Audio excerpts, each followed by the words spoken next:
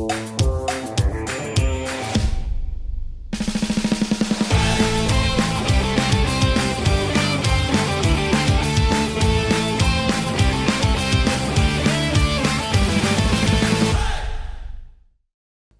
ձեզ, հարգելի քաղաքացիներ, հատկապես նրանք, ովքեր որ մեզ հասցրել էին կարոտել, եւ մյուս բոլորը եւս։ Ծովից ծովը վերադառնում է եթեր, ընդմիջումից հետո ընդ որում վերադառնում է եթեր տաղավարային ձևաչափով, որովհետեւ մեր շատ սիրելի աղասը իր ծովից ծով ուղևորությունների ընթացքում հայտնվել է որոշակի տևական ժամանակով Հայաստանում, ինչը շատ ողջունելի է եւ ես ջերմորեն ողջունում եմ։ Ողջույն աղաս։ Ողջույն Ռուբեն ջան, ողջույն սիրելի դիտողներ, վերականգնում ենք վերադառնում ենք եթեր, վերականգնում ենք մեր հաղորդումները եւ այսօր ուրեմն Երևանում Antifake-ի ստուդիայում մենք կշարունակենք մեր որևէ հաղորդումն արդեն։ Հերթական հաղորդումն ենք, հերթական ծովից ծովն ենք հիմա կքննարկենք երևի շաբաթվա կամ հիմա մի քիչ ավելի լայն շրջանի, անցած շրջանի կարևոր թեմաները։ Երևի թե ինչքանով կարևոր կարող ենք համարել, ինչքանով չէ, բայց դե ամեն դեպքում ֆորմալ առումով մեծ ուրիշ բան քանի որ չի էլ կատարվում, դրա համար խորհրդարանի այս արդեն տես շատ կներես անհամ սերիալ հիշեցնող այս վերջում մենակ հետաքրքրացավ էլի, վերջի սերիալն էր հետաքրքիր, վրացածի որ անհամ սերիալի տպավորություն է թողնում, ազգային ժողովի անցուդարձը քննարկենք եւ ես հատուկ նշեմ, որ խոստացել եմ հրապարակավ այն կոչել դե ֆակտո խորհրդարան, դե ֆակտո խորհրդարանի անցուդարձը քննարկենք։ Բայց դե յուրե էլ է խորհրդարան։ Չէ, ես համարում եմ, որ դե յուրե խորհրդարան չի, որովհետեւ լեգիտիմ չի։ Okay։ Բայց բանա չէ, լեգիտիմություն է բերում, չէ, այդ ասենք այս անդիմության մասնակցությունն է։ Հենց այդ է հարցը։ Հենց այդ կարող քննարկենք, որ ինչի էր օրինակ ըստ քեզ այդ Ռուբեն Ռուբինյանի առաջարկը, որ давайте жизнь дружно, տենց ինչ որ բա մեկ տեսեք ինչքան բարեկիրթ ենք, մի օյոյոյ, մի sense մի բան, դա ինչով էր պայմանավորված ըստ քեզ։ Դե դա պայմանավորված էր հենց դրանով, պայմանավորված էր, որ ցույց տան, որ սա ուրեմն նորմալ բարեկիրթ կոսած դե ֆակտո խորհրդարանն է։ Դե յուրե։ Դե ֆակտոից բացի նաև դե յուրե է այդ էլ կա։ Այսինքն ապառիկը չէ, կանխիկը։ Այլ կերպ ասած, ակնհայտ է, որ այս խորհրդարանը ունի լեգիտիմության լուրջ դեֆիցիտ, որը պայմանավորված է իմ պատկերացմամբ առաջի հերթին, որը ամենացայտուն օրինակն էր ԲՀԿ-ին թալանելով, մանդատները թալանելով, կողոպտելով, ոչ թե այնտես որ գիշերը մտնում են գողանում, այնտես չէ, ասենց օրը ցերեկով կողոպտելով։ Այդ մարդկանց 5 մանդատները կողոպտեցին եւ դա ամենացցուն օրինակն է ոչ լեգիտիմության, բայց այնտեղ բազմաթիվ այլ հարցեր էլ կա։ Արի հիշենք, որ մինչև էլ ուրեմն բազմաթիվ խախտումներ էին եղել, որը որ էլի արդեն իջացրել էր լեգիտիմությունը։ Այո։ Այսինքն, որ ասում ենք ոչ լեգիտիմ, դու վերցնում ես իրավական այդ պահը կամ քվեներ հաշվելու պահը, բայց եկեք օրինակ իմ կարծիքով ոչ լեգիտիմ այն տեսանկյունից, որ այն չի արտահայտում իրավական տրամադրությունը։ Այո։ Չէ, ես չեմ ասում միայն դա, ես ասում եմ դա առնվազն, ես միշտ օգտագործում եմ այդ առնվազն բառը, որովհետև դա այն հատվածն է, որ դժվար է էլի դրա հետ վիճել։ Դե տես, հիմա ուզում ես ասես մենք ունենք մի հատ անհամ խորհրդարան, հա։ Հիմա այս լավ, ես ասեցի, դու չասեցի։ Չէ, անհամը այլ կատեգորիայի հարց է։ Ես որպես իրավաբան, որպես ՀՀ քաղաքացի։ Չէ, ես որպես էսթետ եմ ասում։ Հա, ես այդքան էսթետ չեմ, էլի, ես տենց է։ Ես որպես ոչ էսթետ մարդ գտնում եմ, որ եւ հրապարակավել եմ նշել, որ այս խորհրդարանը մեր պատմության ամենավոչ լեգիտիմ խորհրդարանը առնվազն ԲՀԿ-ի մանդատների կողոպտման մասով։ Եվ այդ տեսանկյունից իմ պատկերացմամբ իշխող ուժը լեգիտիմությունը ինչ որ բանով այդ լեգիտիմության պակասի ինչ որ բանով լցնելու կարիք ունի եւ դա լավ կարող է լցնել ընդդիմության հետ սիլիբիլիներ ապրես այդ մասին է ուզում ասեի որ փաստորեն այս երբ որ իրանք էլ զգացին որ արդեն այս խորհրդարանը լուրջ չի կալվում որոշեցին խորհրդարանի մեջ ինտրիգ մտցնել հա եւ ինտրիգը չգիտես ինչի ջարդվեց Էդգար Ղազարյանի գլխին մի հատ բառ կթան ինչ որ չէ Եվ այդ բառի վրա սրիկայաբար մակբայ։ Հա։ Սրիկայաբար շահարկել արտահայտություն։ Արդեն քանի օր է, ուրեմն այդ մի բառի շուրջ ընթանում է այս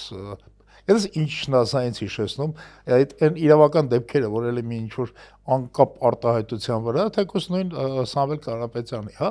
որ արտահայտություն, որ ընդհանրապես ասենք թե մեջը քրեական իմաստ չկա, չէ՞, նույն այստեղ ուրեմն մեջը որևէ խուլիգանական, չգիտեմ ինչ նման իմաստ չկա, բայց փորձում են սրա վրա քեյս սարքել եւ դրա շուրջ ուրեմն սարքել հանրային հետաքրքրություն եւ այլ եւ այլ։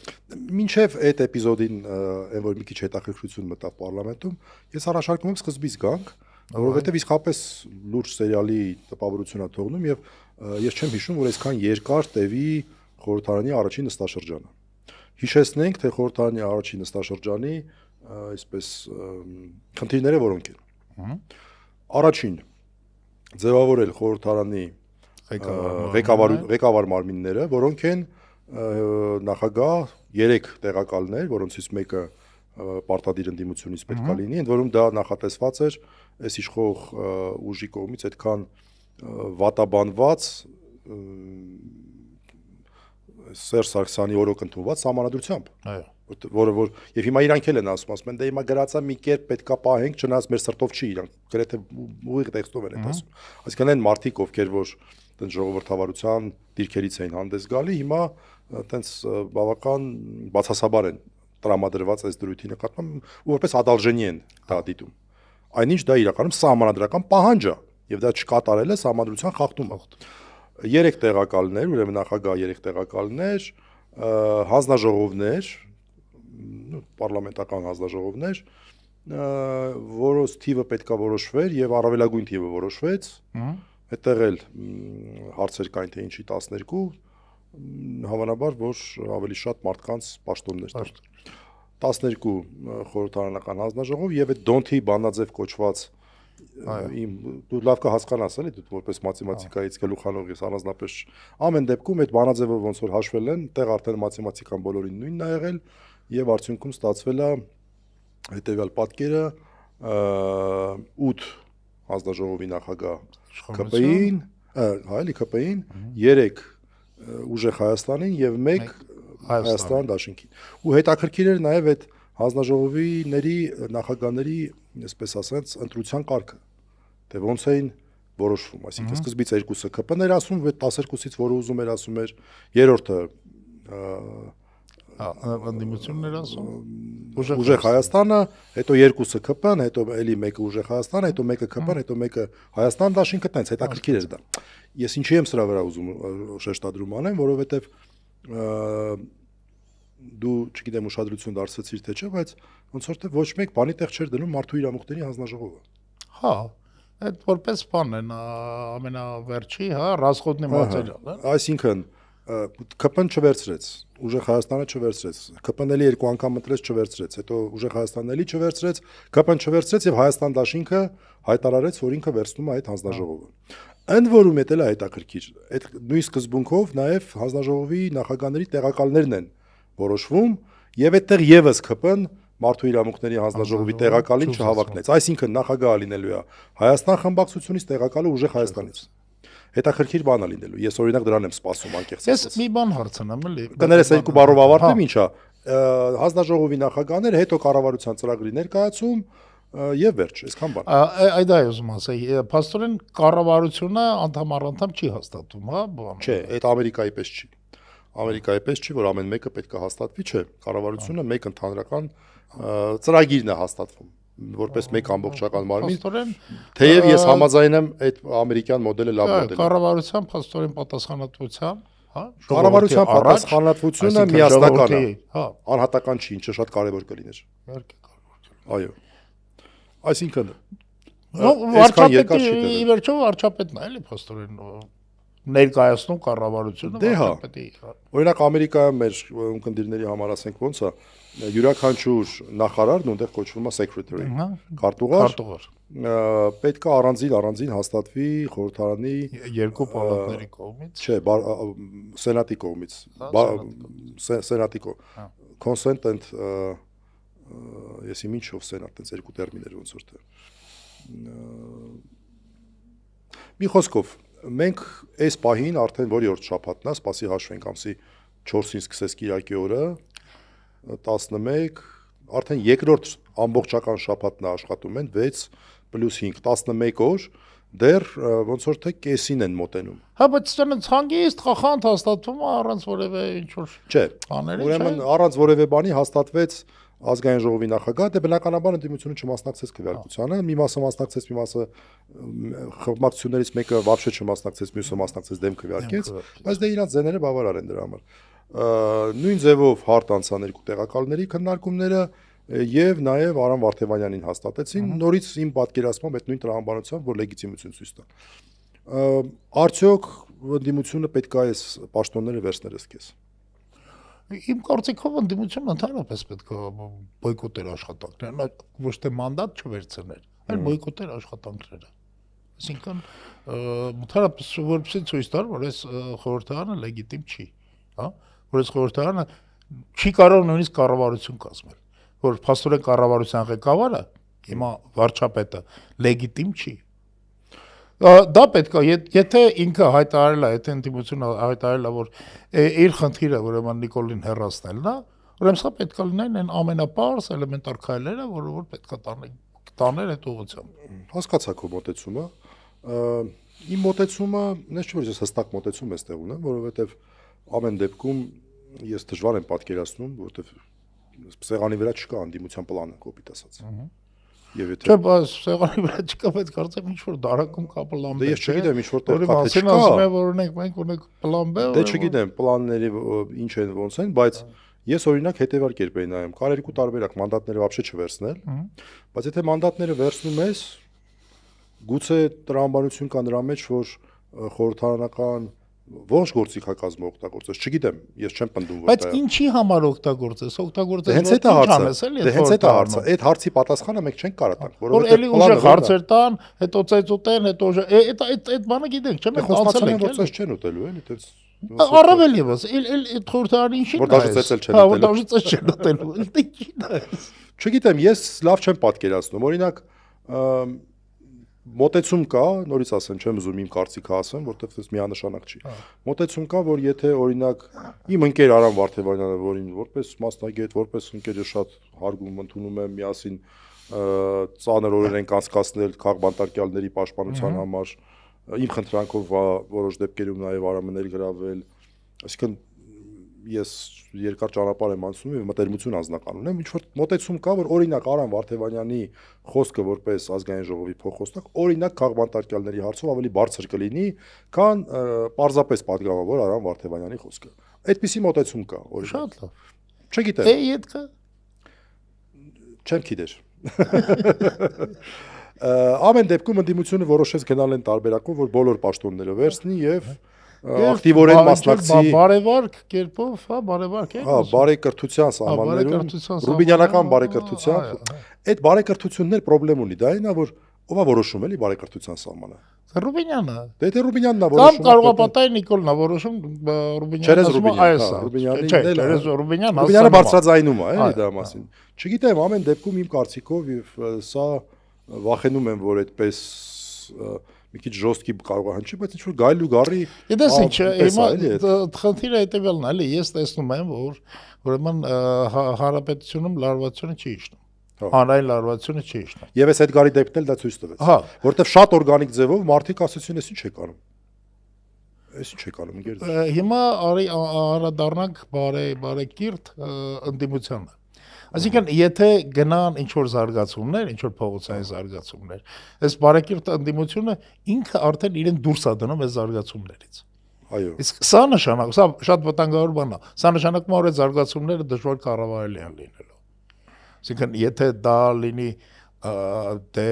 այստեղ դե ֆակտո դե յորեն կարող խառնեմ ընդդիմության կողմից, հա։ Դե։ Ընդդիմության կողմից, եթե դա կառավարվի, եթե դրա մենեջմենտը գնա նրանց կողմից, հա, ապա քիչ թե շատ կանխատեսելի ուղիներով կարող է գնա։ Իսկ եթե հայտնվեն ինչ-ինչ ուրեմն գործիչներ, որոնց մասին մենք չգիտենք ընդհանրապես, սա կարող է լուրջ անհասկանալի ուղղությամբ գնա։ Դե հենց այդ է հարցը։ Իրականում խնդրեմը ո՞րն է այստեղ։ Այստեղ լուրջ խնդրեմ կա այն առումով, որ ընդդիմությունը ձայներ է ստացել, մանդատ է ստացել ոչ թե գնալու եւ սիլիբիլիներ անելու համար, այլ իշխանապողություն անելու համար։ Դե իրանք էլ են ասել, չէ՞։ Հա, եթե այս ամեն ինչը իշխանապողության պլանի մաս է կազմում, էլի հարց չկա։ Ես ուղղակի դա չեմ տեսնում, չեմ պատկերացնում։ Այդ դուրս շատ գախնի։ Դու չգիտեմ, ինչ որ տես, եթե տես պետքա համուզեն, ասենք Արամը կողքով էր նստած, Ալեքսանյան Վահագին տես նստած համուզի ասի, վաղ դե չի լինի սենց էլի, ախր հարց չկա, բայց լավ չեմ պատկերացնում անկեղծ ասած, եւ մի բան ասեմ, եւ միակ բանը, որ անկեղծ ասած այնտեղ ես այս պահին պատկերացնում եմ, դա Հայաստան դաշինքը շանս ունի Հայաստանում ձևավորել դե ֆակտո օմբուդսմեն։ Որտեղ Հայաստանում օմբուդսմեն չունի։ Ոնց չունի։ Այն աղջիկը, որ այնտեղ նստած է, ես իրան չեմ համարում օմբուդսմեն, ես իրան համարում եմ իշխանությունների։ Օմբուդսմենը իշխանություններին պետք է լինի, չէ՞։ Այդ ցավը տանեմ, ախր ոնց թե իշխանությունները։ Հայաստանում որևէ բան չի կարա իշխանությունը չլինի։ Ես խոսում եմ գաղափարի օմբուդսմենից մինչև ասֆալտի տենդերը։ Դրա համար էլ խոսում եմ դե ֆակտո օմբուդսմեն արտահայտությունը։ Այսինքն մարդ, որը ընկալվի ինչ որ լծակներ ունեցող, որպես մարդու իրավունքները պաշտպանող պաշտոնատար անձ։ Դե գիտես ինչ, այդ գաղափարը իհարկե շատ կարևոր գաղափար է, ոչ միայն օմբուդսմենի դեպքում, այլ որ Հայաստանում ձևավորեն ուրեմն ինչ որ զուգահեռ մարմիններ։ Դե օմբուդսմենը ինձ շատ հոգեհարազատ, այսպես ասած, գործառույթ է, դրա համար եմ դա շեշտադրում։ Եվ դա այս պահին ավտորիտար երկրներում, ավտորիտարիզմի գնացող երկրներում առավելագույնը ինչ որ կարող է տվյալ պահին անի, ամենաարդյունավետը կարող է անի, գոնե քաղաքական հետապնդումների դեմ պայքարն է։ Անկեղծ ասած, ես մնացած այդ գաղտնի պլաններից ես գաղափար չունեմ, բայց այն որ մարդկանց պետքա պաշտպանել, այդտեղ գաղափար ունեմ, որտեղ ամեն օր տեսնում եմ մարդն վերջի քաղաքբանտարկյալն էլ Մարտունն էր Գրիգորյան, որ խայտարակ ուղակի բաներ, ասենք մարդը 3 ամիս է հայտարարել է, որ այս մարդը այս ինչ ենթադրյալ արարքն է կատարել եւ այլն, այդ մարդը այդ ընթացքում Հայաստանից դուրս է գալի, ներս է գալի, ակտիվ գործունեություն է իրականացնում եւ այլն, մեկ էլ բռնում ասում են դու պիտի կալանավորվես, ախպեր խի։ Չկա տենց տրամաբանություն չկա իրավական։ Այսինքն մարդը 3 ամիս է տեղակա, որ իր նկատմամբ կա քրեական վարույթ, ոչ մի բան չի անում, բայց այդ պահին արդեն կարող է դեր խի, այստեղ вообще տրամաբանություն չկա, հասկանում ես։ Այս ամեն ինչը նորմալ ձևով պետք է ներկայացնել ու դրա համար եմ ասում, ազգային ժողովի մարդու իրավունքների հանձնաժողովի նախագահը իսկապես կարևոր է։ Միակ պաշտոնն է, որ կարևոր եմ համարում անկեղծ ասած այնտեղ։ Եվ այս պահին դեռ, քանի որ շատ երկար է տևում այս կինոն, դեռ չի էլ հասել այն օրը, երբ որ Հայաստան խմբակցությունը պետք է ներկայացնի իր տեխնացուին։ Դա իմ պատկերացմամբ կլինի դաժե ոչ թե վաղը մյուս օրը, կարող է մոտավորապես 4-7 օրը լինի։ Որովհետև էս էլ է հետաքրքիր առանձնահատկություն։ Սենց բան չի եղել, իշխող ֆրակցիան հատկապես շատ ակտիվ ելույթներ եւ հարցեր է տալիս։ Դրա համար ստիպված եղան ներքին պայմանավորվածության գնալ եւ քվոտաներ սահմանել 6 հարց ելույթ ԿՊ-ից, 3 ելույթ այն մեկից եւ 2 այն մեկից։ Այսինքն իրականում բավական հետաքրքիր է նաեւ այս առումով։ Բոլորը ուզում են խոսել։ Դե ախր երևի ինչ որ բան փոխվել է, հա, այսինքն գնացել են խորհրդարան ոչ թե որ որոշումներ ընդունեն, այլ գնացել են որ խոսեն։ Դե գիտես ինչ որոշումները սենց տենց ընդունվել, այսինքն որոշումներ ընդունողը ընդունելու է, իրենք դակելու են։ Կապկան սխալելու են։ Այսինքն իրանք կապ չունեն այդ որոշումների հետ։ Իրանք իրենց դիրքերը պետք է ամրապնդեն իրենց ֆրակցիայի ներսում։ Օրինակ, ով է ավելի բարձր դպաստում, երբ որ Վեհապար Հայրապետի անունն հնչեցնում ընդդիմությունը, կամ ով է ավելի կեղտոտ ձևով Վեհապար Հայրապետի ավազանի անունը տալիս։ Սրանով ուզում են Նիկոլ Փաշինյանի եւ իր այս սրիկայական այս բառը օգտագործել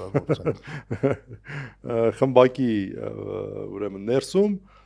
իրենց դիրքերը ամրացնեն, դրա համար շատ լավ ֆորում է հատկապես ԿՊ-ականների համար։ Ընդդիմության տեսանկյունից դա այնտեղ ֆեյլեր եղան, ինչ որ մեկը վերեր կացել դուք թուրք տեսել եք, ինչ որ sense մինչև հիմա ծաղրում են, էլի, ասենք այտենց մարդկանց այնտեղ տանելը եսիմ։ Դե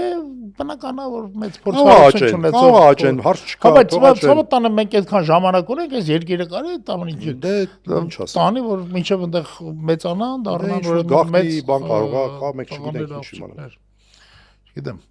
Ամեն դեպքում գիտես ես ընտրություններից հետո են կարծես թե ֆիքսել, որ ընտրությունների ուրեմն հիմնական նպատակը Նիկոլի լեգիտիմությունը կտրուկ իջեցնելն էր։ Դերսի համար կոնե այդպես ասենք, եւ խորհրդարանը հաստատում ամեն օր դա, որ պաստորեն խորհրդարանը ինքը խիստ ոչ լեգիտիմ խորհրդարան է, հա, եւ բնականաբար նրա ընտրած կառավարությունը, նրա ընտրած կառավարության ղեկավարը նույնպես խիստ ոչ լեգիտիմ է։ Այսինքն ամեն օր խորհրդարանը իր աշխատանքով դա է ցույց տալիս։ Եվ մեր ես նաև համարում եմ իմ անձնական խնդիրը ամեն օր սրա մասին խոսել։ Այո։ Խորհրդարանը լեգիտիմ չի։ Գործ ունենք դե ֆակտո խորհրդարանի հետ, որը լեգիտիմ չի։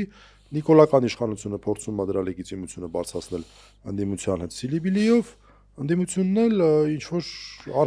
իմ համար ոչ հասու պլան ունի, որը ես չեմ հասկանում, որն է ամեն դեպքում նորը դες նարեկենց այդ հաղորդման հյուրն է, ու քանի որ դա փոքր լսարանի համար է, հա, ես մի մարտահայտություն եմ ուզում ստեղ կրկնեմ, որ ասում, եթե մենք համարենք, որ այս նիկոլական իշխանությունը Հայաստանի դագաղն է, ապա ընդդիմությունը այդ դագաղի կափարիչն է, ու շատ լավ պատկոն կա արած, հա, որ լրիվ այս մեկուսացնում է, էլի, մեկուսացնում ամեն ինչը։ Դաժան փոխաբերություններ հույս ունենանք, որ այն բացասական պատկերացումները, որ ի սկզբանե ձևավորվել են ժամանակի ընթացքում։ Ամեն դեպքում ես մի բան եմ ուզում ասեմ, ընդդիմությունից բացի հանրային կարծիքի ուսումնասիրությունները ընտրություններից առաջ ասում էին, այ որ եթե չստացվի, ուրեմն ընտրությունների միջոցով իշխանության փոխում։ Մենք բոլորս փողոց ենք դուրս գալու։ Մոռացել են փողոցի մասին։ Վերջի անգամ փողոցի մասին Նիկոլն է խոսել, հիշում ես, ասել եմ, դուք եկեք փողոց, ես ձեզ ցույց կտամ։ Ու բրծավ, ու դրանից հետո էլ փողոցի մասին խոսացող չկա։ Իսկ դուք փողոցի մասին խոսացող տեսել եք Կանտովկան ոնց էր։ Հա։ Այդ բանն եմ էլի, տենց եմ ասում, դուք թուրք տեսել եք Կանտովկան։ Չգիտեմ։ Ամեն դեպքում իրավական process-ի մասին ասենք, մեր պատկերացմամբ այս կինոն կտևի եւս մի 5 օր, որոշել են բոլորին փաթեթով քվեարկել, իշխան այս 12 հանձնաժողովների նախագահներին, ինձ թվում է իշխանությունների խնդիրը այնա, որ փորձեն հələ հասկանալ էլի թե ում են ընտրում, ում չեն ընտրում։ Ես նախորդ խորհրդարանը հիշելով, ես հիշում եմ այնտեղ ընդդիմությունից ինչ որ պաշտոններ տվեցին, չէ՞։ Սկզբից տվեցին, հետո հիմա նույնը ստեղ կարող լինի։ Որևէ երաշխիք չկա, չէ՞, որ չեն կարող playback անել, ուրեմն դրանից միշտ կարա playback անել եւ չէ, ամեն դեպքում ես կարծում եմ, որ ստեղ եթե մի պաշտոն կա, ինձ ամենայն դեպս հետաքրքիր է դա մարդու իրավունքների հանձնաժողովի նախագահն է եւ եթե կարողանա Հայաստան դաշնքի փոքր ռեսուրսով, որովհետեւ քիչ պատգամավոր ունի, այնպեսի տեխնացու առաջադրի, որ իր կերպարով կարող է դիտարկվել որպես դե ֆակտո օմբուդսմեն մեր երկրում, ապա ես որպես իրավապաշտպան եւ առհասարակ իրավապաշտպանական դաշտը պատրաստ ենք այդ հարցում միանշանակ օգտակար լինել, որովհետեւ նորից ասեմ, այնքան ամոթալի է ներկայիս մարդու իրավունքների պաշտպանի գործունեությունը իմ պատկերացմամբ, որ երբ որ մի բան տենց դրական բան է անում, զարմանում ես, ասում ես, օրինակ ես վերջերս իսկապես ճիշտ հայտարարություններ արել, հա, ճիշտ հայտարարություններ արել, այդ դաժե չասեմ Հովիկ Աբրահամյանի տղայի, որտեվ իրականում թիրախը Հովիկ Աբրահամյանը չէր, այլ Կայք Ծառուկյանի փեսայի, այսպես ասեմ, հետ կապված, որտեվ Ծառուկյանի դստեր հետ կապված անհարիր եւ դերումի ասա սրիկայական արտահայտություններ են, որ չի կարելի էլի, մի քիչ մարդ եղեք։ Եվ դրան զարմանալիորեն բավական ճշգրիտ արձագանքեց Պուշկինի փողոցում գտնվող հիմնարկության ղեկավարը, եւ ես զարմացա, ասացի, ես չհասկացանք, ես ինչա տենց էլի։ Բայց իհարկե դա բացառություն եմ համարում, որտեղ այն կարևոր հարցերում, օրինակ Մարտուն Գրիգորյանին 3 ամիս հետո բացարձակ հասկանացքն փաստացի քրեական հետապնդման պայմաններում կալանավորելու հարցով իհարկե նա որևէ հայտարարություն չի հանի։ Այն որ մարդկանցից ուղակի տենց քաղաքական հայտարարությունից հետո աչու ցախ դրած գույք են խլում, դրան իհարկե չի արձագանքի, պատշաճ ձևով չի արձագանքի եւ այլն եւ այլն եւ այլն։ Այսինքն այստեղ հարցեր կան, որ դրա համար դե ֆակտո օմբուդսմենի գործունեությունը կարծում եմ կարող է տեսնենք թե ինչ կլինի, հա, այդքան էլ կարող է չլինի եւ մենք արդեն հաջորդ Կիրակի օրը կարծում եմ կարող ենք քննարկել տեսնել թե այս սերիալը ընդհանրապես ամփոփենք, որտեվ հուսով եմ, որ մինչև ուրբաթ ավարտած կլինեն, էլի։ առաջի էպիզոդը ամփոփենք սերիալի կեսում արդեն Հա, էլի, հա, այս սերիալի առաջի էպիզոդ չէ, բայց առաջի էպիզոդը չի, սա ինչ որ փոքր այն որ տենց սկզբից դեմո վերսիա են, չէ, մի 4-5 սերիա անում են, հիմա սա երկար տևեց է իրականում, շատ երկար տևեց։ Ամեն մեկի քննարկումը, որ իրանց դրած ժամերով հաշվում ենք, պետք է տևի կես օրից մի փոքր ավել։ Այսինքն հələ 6 1 2 3 4 5 6, հա, հələ 6 պաշտոն կա, որ պետք է քննարկեն, էլ չհաշված վերջի կտորները։ Ամեն մեկը կես օրով որ հաշվում ես, արդեն եկավ 5 շաբթի ուրբաթ էլի։ Արսա։ Դե լավ, սրանով երևի թե եզրափակենք։ Փակենք, հա։ Կհանդիպենք։ Ուշադրիր կհետևենք այդ զարգացումներին եւ մեր ձեզ հետ կկիսվենք։ Կիսվենք ձեր հետ, դիտողներ։ Քանի աղասը այստեղ է, մենք սենց այս ֆորմատով ենք շարունակելու եւս մի քանի շաբաթ։ Իսկ դուք էլ մեր հաղորդումները ծովից ծովը կարող եք դիտել ձեզ ծանոթ ժամերին, յուրաքանչյուր կիրակի օր Երևանի ժամանակով 20:00, Ամերիկայի արևմտյան ափի ժամանակով 9 թե 8։ Չէ, դեռ 9։ Դեռ 9 AM։ Դեռ չի ժամին։ փոխվել ժամը։ Այո։ Հաջողություն։ Ստեսություն դες։